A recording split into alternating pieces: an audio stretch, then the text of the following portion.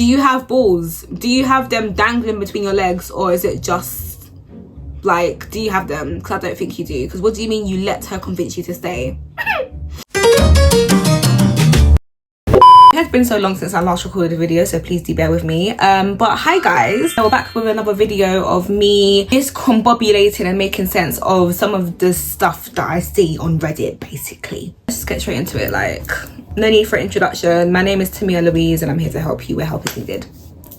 Amazing stuff. Okay, before I get into this, let me just say that I'm not a qualified psychotherapist, psychoanalysis, psychologist. The most that I've got is level 2 in counselling, and you know, I've had my own experiences. You know, I've done my own shadow work and stuff, and like I said, I just be knowing shit. So yeah, I'm not a profesh, but I'm gonna give my advice anyway. Podcast C. I keep mentioning to my husband that he occasionally puts other women before me. Why? Before I even get into the summarizations and the My Little Two-Piece, even just from reading it, by the way, he knows that he's doing that. You don't have to keep on mentioning it to him. Unless he has the memory of a fish, he very much is aware that he's putting other women before you. But anyways, little summarization. Basically, they've been married for 8 months, and this has happened maybe 5 times. And then she says, but 5 times too many for me. Girl. Okay, anyways, this has been going on since we were boyfriend and girlfriend for 2+ years. I'm gonna get into that because, so why did you marry him? Anyways, I've expressed how hurt and uncomfortable this makes me, but there's no change. But you still married him. Anyways, he's the nice guy and fully embodies that title. Okay, so she gives examples of how he puts other women over her. Yeah, example, grabbing another woman's heavy bag but not mine because he thought I didn't need help. I'm a dainty princess myself. What do you mean you don't think I need help? Another example, this woman and her man, they went to a show for the first time, and they also went with his sister's friends. Yeah, you know how sometimes they'd be like, oh, if it's your first time, put your hands up. Oh, let me hear you if it's your first time here tonight. Yeah, and he basically was like, yeah, oh my god, yeah, with his sister's brethren, but not with his wife. And that's the issue, because it's my first time as well, by the way. The final example that she gave is walking beside another woman while crossing the street, but claiming he's protecting all of us from traffic. Okay, so how big do you think your body is? I'm not gonna lie, my boyfriend has literally conditioned me. When we're crossing the road, you hold my hand. Yeah. That should just be the bare minimum, by the way. We're crossing the road, you're meant to be my protector. What's going on? That's the scenario. Now let's go through the points that I made. Firstly, you're in denial. So this whole thing about, oh, failing communication, any advice about failing communication? My advice is that it's failing because he does not care to listen to what you're saying and take it into consideration. With love. My second point is that, babes, you married this man even though he's been doing this, yeah? And this is something that I feel like people need to know. Man, woman, I don't really care. I don't care. If you're a human being, you need to hear this, yeah? If you keep on mentioning this to your partner whilst you lot are just boyfriend and girlfriend and they're not making a change to it, what makes you think that now you've got a ring on your finger, now you've got a baby in on your system, that why do you now think that he or she is now going to change? Also, she mentions that he's the nice guy and he fully embodies it. Okay, you don't want to be with a nice guy. You want to be with a kind man, but not Mr. Nice Guy, yeah? Let me explain the difference real quick. A nice guy, people pleaser, lack of boundaries, lack of a spine, yeah? A nice guy to me, you lack masculinity. A masculine man to me is a man who is like, you respect yourself and others, you have healthy boundaries with yourself and others, you do not allow for people to walk all over you. A nice guy, you lack confidence, and that for me is like, ick. You're meant to be my safe container, and you don't even have a backbone. Yeah, relax. Reflection question. Why did I get married to him, even though I know that he's been doing this? You're on Reddit putting these things, so I'm assuming none of your girls are telling you this. So I'm gonna tell you this. It's not failing communication, he's ignoring you. Yeah, next one. Scenario number 2, I'm gonna put it on the screen now. So she's 34 and he's 36. So she says, I've been seeing this guy for a while. He's genuinely sweet, thoughtful, and always does nice things for me. Amazing. Yeah, cool. The issue is in the bedroom. He has difficulty finishing and told me it's because of a surgery he had about 10 years ago. Right, okay. We've had sex a few times where he wasn't able to climax, so he always makes sure I do. By the way, side note, still on topic, if your man never prioritizes you and solely pleasuring you, like, it doesn't matter if his balls are about to burst, he wants to make sure that you are getting yours. If that's never a thing in your relationship, conversations have to be had, because what do you mean? Anyways, later he told me that he fantasizes about anal and that it helps him finish faster. One time he played with my butt and I didn't mind it. Cool. So since then, he said that anything involving anal turns him on the most and makes it easier for him to climax. The problem is that I've already told him I don't like anal. Right? Recently during Dirty Talk, he said that he wants anal to become our normal, which really annoyed me because I was clear from early on that I don't like it. Yeah, if you don't like something, ladies, say it. Don't just endure something because obviously, you know, like, you compromise and I don't really like 69, but because you like it, we'll do it. And yeah, boy. That's one thing. But if you're genuinely uncomfortable doing a certain position or a certain act or a certain something for your partner, even though they really love it, don't do that shit. Now I'm starting to feel pressured. It seems like he needs anal to get off and that makes me feel sexually unsatisfied. I don't want to feel like I have to perform something I dislike just so he can climax. At the same time, he's great in so many other ways. After meeting so many unstable, immature men through online dating, that alone tells me that maybe you're settling. Because you've met so many unstable men, you're thinking, oh, but this one, at least he does this. Girl, if you're sexually unsatisfied, he ain't the one. Yeah, I'd appreciate advice, especially from older people who have experienced something similar. What would you do in my position? How do you handle sexual incompatibility when everything else seems good? Right, okay.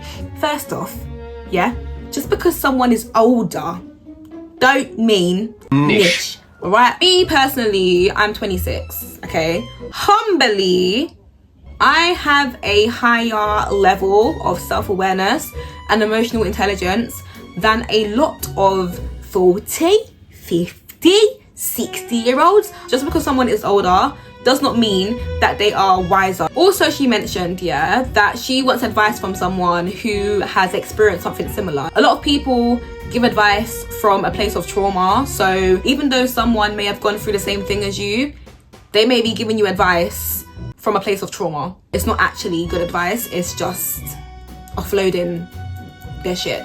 Yeah, so let me just actually put that out there as well. Yeah. Another question that she had is, how would you go about handling sexual incompatibility? It's a really hard word to say, at least for me. And honestly, if you're sexually incompatible, you're incompatible. Maybe I'm being ignorant, but hey, I'ma say it anyway. He's chatting absolute shit. You're telling me that you can only come from anal sex because you had a surgery. As soon as I read this, yeah, I'm not gonna lie, the ignorance came up of babes. Maybe he's into men. Or he wants to experience that side of him. But then I thought to me, don't be so ignorant. But then I'm seeing that he's only saying that he can come from this and that because of a surgery. That honestly tells me, you're lying. And why do you feel the need to lie? Maybe he's gay, but he doesn't want to accept that and he doesn't want to admit that to himself. Or maybe he's bisexual, but again, he doesn't want to admit it to himself. Or without putting a label on it, maybe he just wants to experience something else, which is completely fine. Nothing wrong with that. At the same time, don't lie. Don't lie. Own your yeah? And for the girl, if you're open-minded enough, maybe you can experience that with him. But if you're not, then, you know, maybe a conversation is to be had. Because realistically, like, if you think about this logically as well, yeah, the anus and the vagina, they're both holes, yeah? One of them is used a lot when two guys do, yeah? And like I said, they're two holes. So why is it that you can only come from this but not from this? I would like to think that a guy who is into women, he genuinely gets pleasure and he genuinely enjoys the feel of what it's like when he enters a vagina. Yeah, boy. So the fact that you don't really be getting pleasure like that and you can only get it from the other end, you know, like, why? You know, you need to chat to him and be like, okay, you need to be honest with me, honest with yourself and honest with me. What do you want? You know, like, I've got a vagina, I've got titties, I've got an ass. Do you actually like that? Or do you prefer the other species? You know, be honest. Third scenario on the screen now. So she's 18 and he's 18. My boyfriend and I have been together for over a year. We both have our hobbies. I like reading and watching movies and he likes playing video games with friends. Cool. Took a little break. I decided to lose the bandana. Wash it away or make a way. No, don't pay you, don't pay dollar. Pay that, don't pay blah blah. Anyways. Boyfriend and I have been together for over a year. We both have our hobbies. I like reading and watching movies. He likes video games with his friends, as every boy does. Cool. And as of recent, I feel like he's been choosing to talk with his friends / play games instead of talking to me as much as he used to. I asked him about it and he said it might just be that he's more okay with being distant than I am and that he needs more time for himself. Okay. So it's Miss Independent. I'm not asking him to text me 24/7. He says that playing games helps him de-stress, but I feel like I'm causing him the stress because why is he on his game so much? Basically is what she's saying, yeah? Sometimes it just feels unreciprocated in terms of how much I enjoy talking to him versus how much he likes talking to me. I am a clingy person, I know that, and I'm working on dealing with that. He said that he needs space and he gets stressed out when people smother him. The day after we had this conversation, I refrained from texting him for most of the day to respect the space he mentioned he wanted. But later that night, he was texting and calling me almost on the verge of tears, saying that he was really worried and that he's scared of losing me. He told me he doesn't want me to change anything about myself, yet it feels like I have to in order to not smother him with my tendencies to be clingy. Her questions: do you think I'm overreacting? Off the bat, no. And then she goes on to say, He's so emotionally mature. girl, it feels like he has a fearful, avoidant attachment style. He's saying to you, Yeah, I just feel like I need more space than you. Yeah, I just need space. soon as you give him space, he's on the verge of tears because he's scared that he's pushed you away too far. That is a fearful avoidant, my love. Okay? He's not emotionally mature because what's all this push and pull business? Sort it out. Don't think that he's above you or he's better than you or he's more mature than you just because you're clingy and that. Girl, he's clingy. He just doesn't want to admit it to himself. Control makes you feel safe, yeah? And that is why when your partner doesn't text you back, when you've not seen your partner in a long time, you feel like you're out of control. You feel like you're losing them, and that's where the anxiety kicks in. The same for him, okay?